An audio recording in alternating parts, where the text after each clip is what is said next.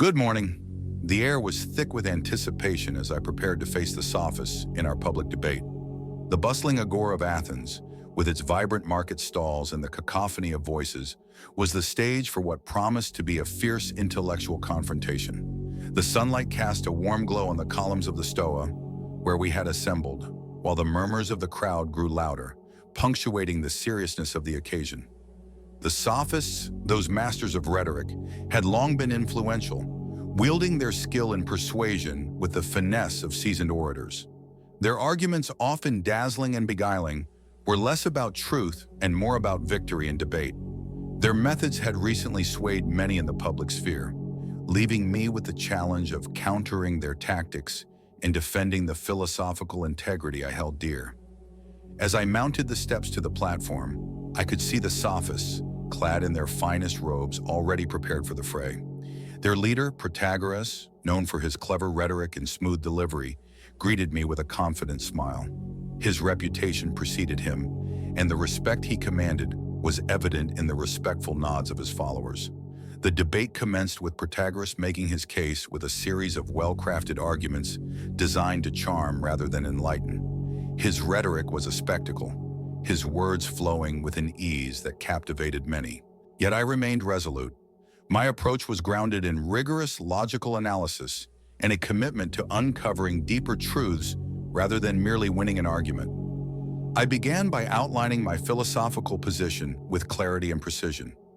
My arguments were anchored in the principles of logic and empirical observation, countering the sophists' penchant for rhetorical flourish. I emphasized the importance of reason and ethical consideration in philosophical discourse, presenting well-reasoned arguments supported by evidence and examples. To illustrate my points, I drew upon practical examples and empirical observations, contrasting the sophists' abstract arguments with concrete instances. One particular example involved a discussion on the nature of justice. While Protagoras argued that justice was merely a matter of social convention and perspective, I demonstrated through historical examples and logical reasoning that justice had an objective foundation rooted in human nature and ethics. The debate was intense, with Protagoras attempting to use rhetorical tricks to undermine my arguments.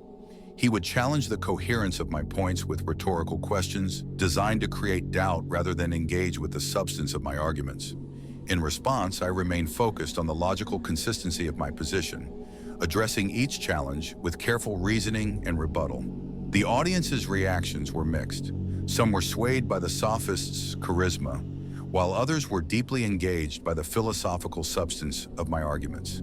The atmosphere was charged, with spectators eagerly discussing the points raised during the breaks in the debate.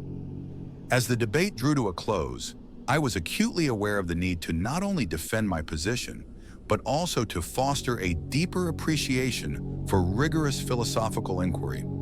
I concluded by reaffirming the value of critical thinking and the pursuit of truth over the allure of persuasive rhetoric. I emphasized that genuine understanding and progress in philosophy require more than the superficial charm of rhetoric. They demand a commitment to reasoned argument and ethical integrity. The days following the debate were filled with discussions and reflections. Many citizens and scholars came to me to express their thoughts on the arguments presented. The sophists, while still influential, found their rhetorical dominance challenged, and a renewed interest in philosophical rigor emerged among the Athenian intellectual community.